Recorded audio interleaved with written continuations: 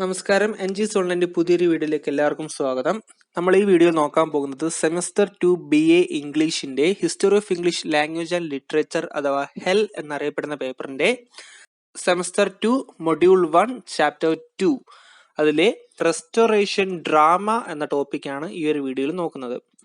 The drama had suffered a setback during the Puritan rule. Theatres were closed and the staging of plays were banned. However, Charles II and his noble patronage theatres and restored drama to the English stage.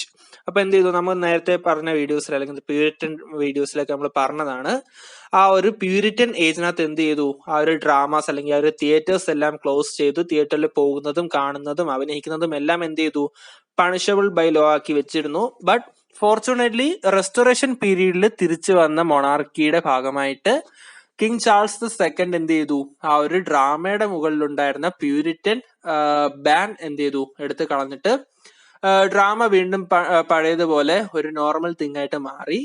But a new type of comedy known as the comedy of manners and a novel form of tragedy called as the heroic tragedy became the distinct literary products of the age. പുതുതായിട്ട് introduce ചെയ്യപ്പെട്ട drama എന്ന് പറയുന്ന സാധനത്തിനകത്ത് ഇംഗ്ലണ്ടില് രണ്ട് വ്യത്യസ്ത രീതിയിലുള്ള കോമഡീസും ട്രാജഡീസുമാണ് വന്നത്. It is a new type of comedy which is known as the comedy of manners and a novel form of tragedy called as the heroic tragedy. ഇത് രണ്ടുമാണ് ഇത് റെസ്റ്റോറേഷൻ പീരീഡിൽ പുതുതായിട്ട് ഇൻട്രൊഡ്യൂസ് ചെയ്യപ്പെട്ട ഡ്രാമയുടെ ഡിസ്റ്റിങ് ഫീച്ചേഴ്സ് ആയിട്ട് വന്നത്. The comedy of manners reflected the immorality of the period, while heroic tragedy gave an unrealistic and exaggerated portrayal of love and honor.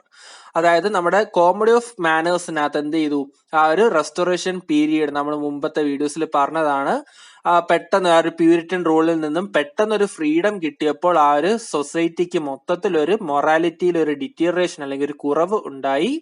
ആ ഒരു കുറവിനെ അതേപോലെ കാണിക്കുന്നതാണ് ഏത്, നമ്മുടെ റെസ്റ്റോറേഷൻ കോമഡി അഥവാ കോമഡി ഓഫ് മാനേഴ്സ് എന്ന് പറയുന്നത്. ഹീറോയിക് ട്രാജഡി അല്ലെങ്കിൽ റെസ്റ്റോറേഷൻ ട്രാജഡിയുടെ കേസ് നോക്കുകയാണെങ്കിൽ they were over exaggerated and unrealistic portrayal of love and honor. അല്ലെങ്കിൽ ലവ് ആൻഡ് ഓണർ എന്നുള്ള തീമിന് ഓവർ എക്സാജറേറ്റ് ചെയ്ത്, നമ്മളിപ്പോ തെലുങ്ക് സിനിമയൊക്കെ കാണുന്നത് പോലെ ഓവറായിട്ട് എക്സാജറേറ്റ് ചെയ്ത് അല്ലെങ്കിൽ അൺറിയലിസ്റ്റിക് ആയിട്ട് അല്ലെങ്കിൽ ഒട്ടും യാഥാർത്ഥ്യത്തിന് നിരക്കാത്ത രീതിയിലുള്ള കാര്യങ്ങളൊക്കെ കാണിച്ചാണ് ഇത് ഹീറോയിക് ട്രാജഡീസ് ഉണ്ടായത്.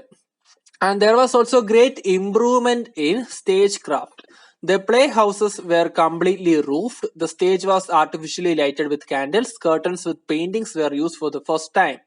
The advent of female actors were another significant change. For the first time, female roles were enacted by women actors and not by young boys, as was the practice in the Shakespearean theatre. The traveling companies of actors had dwelt to a large extent, and provinces did not have any fixed permanent theatres like the Theatre Royal in London. Thus, drama was confined to London and appealed to the courtly audience and the upper classes. ഇത്രയും ഞാൻ ഒരുമിച്ച് വായിച്ചു വരാനുള്ള കാരണം ആ last പറഞ്ഞ point ആയിരുന്നു ആദ്യം വരേണ്ടത്. നമ്മുടെ ടെക്സ്റ്റിന്റെ സ്വഭാവം എന്താണ്, ഏറ്റവും സിമ്പിൾ ആയിട്ട് പറയാനുള്ള കാര്യത്തെ കോംപ്ലക്സ് ആക്കുക എന്നതാണ് നമ്മുടെ ഹെല്ലിന്റെ ടെക്സ്റ്റിന്റെ ഉദ്ദേശം. അങ്ങനെയാണ് അത് എഴുതിയിരിക്കുന്നത്. എന്ത് കാര്യത്തിനാണെന്ന് എനിക്ക് മനസ്സിലായിട്ടില്ല ഇതുവരെ. എന്നാലും നമ്മുടെ ടെക്സ്റ്റിന്റെ രീതി അതായി പോയി. സോ ആ ലാസ്റ്റ് ഉള്ള പോയിന്റ് ആദ്യം വെച്ച് നോക്കുക. അത്രയും കാലം അല്ലെങ്കിൽ ആ ഒരു പ്യൂരിറ്റൻ ഏജിൽ ഡ്രാമയ്ക്ക് ബാൻ വരുന്നതിന് തൊട്ട് മുമ്പ് വരെ എങ്ങനെയായിരുന്നു, ട്രാവലിംഗ് ഗിൽഡായിട്ട് അല്ലെങ്കിൽ ഒരു സ്ഥലത്ത് ഡ്രാമ അവതരിപ്പിച്ച് അവിടെ നിന്ന് കെട്ടുമ്പാണ്ടോ എല്ലായിടത്ത് അടുത്ത സ്ഥലത്തേക്ക് പോയി തമ്പടിച്ച് അവിടെ ഡ്രാമ അവതരിപ്പിക്കുന്നു. അവിടുത്തെ ആ ഒരു സീസൺ കഴിയുമ്പോൾ അടുത്ത സ്ഥലത്തേക്ക് പോകുന്നു. ആ ഒരു രീതിയിലാണ് ഡ്രാമ കമ്പനീസ് ഡ്രാമാസ് അവതരിപ്പിച്ചിരുന്നത്. ബട്ട് ആ ഒരു പ്യൂരിറ്റൻ ടൈമിൽ ഡ്രാമയ്ക്ക് ഒരു ബാൻ വന്നപ്പോൾ അവരെന്ത് ചെയ്തു, അവർക്ക് പിന്നെ വേറെ സ്ഥലങ്ങളിൽ പോയി അവതരിപ്പിക്കാനൊന്നും പറ്റാതെ സോ അവർ ഒരു സ്ഥലത്ത് സെറ്റിൽ ചെയ്തു. ഇനി റെസ്റ്റോറേഷൻ ടൈമിൽ ഡ്രാമാസ് റീസ്റ്റാർട്ട് ചെയ്തപ്പോൾ അവർ വീണ്ടും പഴയ പോലെ കെട്ടും പാണ്ടും എടുത്തുകൊണ്ട് വേറെ സ്ഥലത്ത് പോയി അവതരിപ്പിക്കാനായിട്ട് നിന്നില്ല. അവരെവിടെയാണോ നിന്നത് അവിടെ നിന്ന് എങ്ങോട്ട് പോയി, ഏറ്റവും കൂടുതൽ പീപ്പിൾ ഉള്ള സ്ഥലം അല്ലെങ്കിൽ ഏറ്റവും കൂടുതൽ ഓഡിയൻസ് ഉള്ള സ്ഥലം നോക്കി അവിടെ ചെന്നിട്ട് പെർമനന്റ് ആയിട്ട് ഒരു സ്റ്റേജ് സെറ്റ് ചെയ്യാണ് ആ ഒരു പീരീഡിൽ അവര് ചെയ്തത്, ഡ്രാമ കമ്പനീസ് ചെയ്തത്.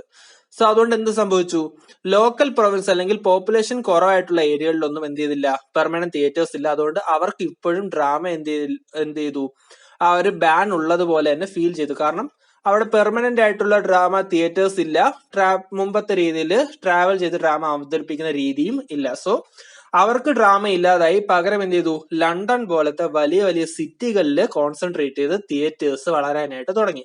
അപ്പോൾ അതുകൊണ്ട് തന്നെ എന്ത് ചെയ്തു?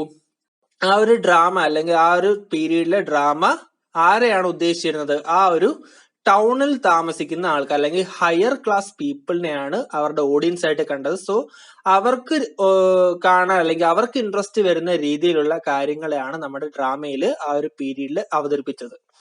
ഓക്കെ, ഇനി നമുക്ക് സ്റ്റേജ് ഡെവലപ്മെന്റിന്റെ കാര്യം നോക്കുകയാണെങ്കിൽ മുമ്പ് ഷേക്സ്പിയറിയൻ തിയേറ്ററിന്റെ ടൈമൊക്കെ ആണെങ്കിൽ എന്തായിരുന്നു? ഒരു സ്റ്റേജ് അല്ലെങ്കിൽ അവതരിപ്പിക്കുന്ന സ്റ്റേജിന്റെ ആ ഒരു ചെറിയൊരു പാർട്ട് മാത്രമായിരുന്നു റൂഫ് ആയിട്ടുണ്ടായിരുന്നത്. ബാക്കിയെല്ലാം ഓപ്പണിംഗ് ആയിരുന്നു.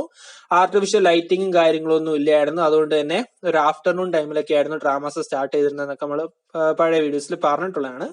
ബട്ട് റെസ്റ്റോറേഷൻ പീരീഡിൽ ഡ്രാമാസ് അല്ലെങ്കിൽ ഒരു പെർമനന്റ് തിയേറ്റർ ഇട്ടിട്ട് അവതരിപ്പിക്കുന്നത് കൊണ്ട് തന്നെ അവരെന്ത് ചെയ്തു? കംപ്ലീറ്റ്ലി റൂഫ്ഡ് ആയിട്ടുള്ള തിയേറ്റേഴ്സ് ആണ് പുതുതായിട്ട് വന്നത്. മാത്രമല്ല കംപ്ലീറ്റ്ലി റൂഫ്ഡ് ആയിട്ട് വന്നപ്പോൾ അകത്ത് ഡാർക്ക്നെസ് അല്ലെങ്കിൽ അകത്ത് ഇരുട്ടായതുകൊണ്ട് തന്നെ എന്ത് ചെയ്തു? ആർട്ടിഫിഷ്യൽ ലൈറ്റിങ്സ്, കാൻഡിൽസും ഒക്കെ യൂസ് ചെയ്തിട്ടുള്ള ആർട്ടിഫിഷ്യൽ ലൈറ്റിങ്സ് ഇൻട്രൊഡ്യൂസ് ചെയ്തു. മാത്രമല്ല നമ്മുടെ ഷേക്സ്പിയറിയൻ തിയേറ്റർ ആണെങ്കിൽ നമ്മൾ പറഞ്ഞു പുറകിൽ സ്റ്റേജിന്റെ പുറകായിട്ട് 3 വാതിൽ, ഒരെണ്ണം ബാക്ക് സ്റ്റേജ് ആയിട്ട് ആക്ട്, അങ്ങനത്തെ കാര്യങ്ങളൊക്കെ ആയിരുന്നു. ബട്ട് എന്ത് ചെയ്തു? ഈ ഒരു പീരീഡ് അല്ലെങ്കിൽ നമ്മുടെ റെസ്റ്റോറേഷൻ ഡ്രാമ വന്നപ്പോൾ കർട്ടൻസ് അല്ലെങ്കിൽ പെയിന്റഡ് കർട്ടൻസ് യൂസ് ചെയ്യാൻ, ഡെക്കറേഷൻസ് ഉള്ള കർട്ടൻസ് യൂസ് ചെയ്യാനായിട്ട് ആരംഭിച്ചു. ആൻഡ് ഈ ഒരു പീരീഡിലെ മറ്റൊരു വലിയൊരു മുന്നേറ്റമാണ്, ഒരു വേണമെങ്കിൽ നമുക്കൊരു വുമൻസ് റെവല്യൂഷൻ എന്നൊക്കെ വേണമെങ്കിൽ പറയാം ഡ്രാമയുടെ കേസിൽ. കാരണം ഷേക്സ്പിയറിയൻ തിയേറ്റേഴ്സ് അല്ലെങ്കിൽ ആ ഒരു പീരീഡിലൊക്കെ എന്തായിരുന്നു? നമ്മുടെ ഡ്രാമയിൽ വുമൺ ക്യാരക്ടേഴ്സിനെ ആക്ട് ചെയ്തിരുന്നത് ഒന്നെങ്കിൽ സ്മോളർ ബോയ്സ് അല്ലെങ്കിൽ വുമൺ ആയിട്ട് വേഷം മാറിയ ആണുങ്ങളായിരുന്നു ആ വുമൺ ക്യാരക്ടേഴ്സ് അവതരിപ്പിച്ചത്. ബട്ട് റെസ്റ്റോറേഷൻ ഡ്രാമ വന്നപ്പോഴത്തേക്ക് അതിനൊരു മാറ്റം ഉണ്ടായി. Woman characters actual woman actors തന്നെ അവതരിപ്പിക്കാനായിട്ട് തുടങ്ങി. അപ്പോൾ ഇത്തരത്തിലുള്ള മാറ്റങ്ങളാണ് ഏതിൽ വന്നത്? നമ്മുടെ ഡ്രാമയുടെ സ്റ്റേജ് സെറ്റിംഗിൽ വന്നത്. സോഷ്യൽ സെറ്റപ്പ് നോക്കുകയാണെങ്കിൽ ഡ്രാമ എന്ത് ചെയ്തു? ആ ഒരു ടൗൺ ഏരിയാസ്, ലണ്ടൻ പോലുള്ള വലിയ ടൗൺ ഏരിയാസിൽ ഫോക്കസ് ചെയ്തു. അതുകൊണ്ട് തന്നെ അവരുടെ ഓഡിയൻസ് സ്വാഭാവികമായിട്ട് ആരായിട്ട് മാറി? നമ്മുടെ ടൗൺ ലൈഫിലുള്ള അല്ലെങ്കിൽ ആ ഒരു ഹയർ ക്ലാസ് പീപ്പിൾ ആയിട്ട് അവരുടെ ഓഡിയൻസ് മാറി. സോ അതുകൊണ്ട് തന്നെ അതിനനുസരിച്ചുള്ള തീമിലുള്ള വ്യത്യാസം അല്ലെങ്കിൽ സ്ട്രക്ചറിലുള്ള വ്യത്യാസം ഡ്രാമയ്ക്കും വന്നിട്ടുണ്ട്. ആൻഡ് ഇതിന്റെ അടിസ്ഥാനത്തിലാണ് ഡ്രാമ രണ്ടായിട്ട് പറയുന്നത്. നമ്മുടെ റെസ്റ്റോറേഷൻ കോമഡി അഥവാ കോമഡി ഓഫ് മാനേഴ്സും ദ ഹീറോയിക് പ്ലേസ് അഥവാ റെസ്റ്റോറേഷൻ ട്രാജഡി, ഇങ്ങനെ രണ്ടായിട്ടാണ് റെസ്റ്റോറേഷൻ ഡ്രാമാസ് ഫോം ചെയ്തത്.